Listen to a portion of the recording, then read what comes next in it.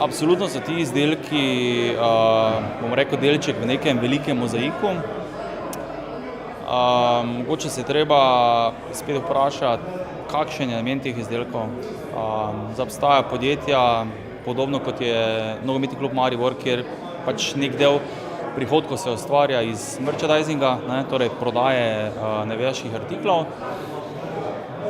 Nekatera podjetja pa pravzaprav se promovirajo oziroma uporabljajo te izdelke za namene neke promocije v smislu giveaway akcije, torej so to promocijska darila na nivoju uprave, recimo. Tako da to je prva stvar, ki se jo treba vprašati, ampak v vsakem primeru, če je ta zgodba konsistentna, pa če paše na blagovno znamko, absolutno ja. Velikokrat pa so ta promocijski artikli sami sebi namen, no v tem primeru pa absolutno ne pripomorejo kaj dosti.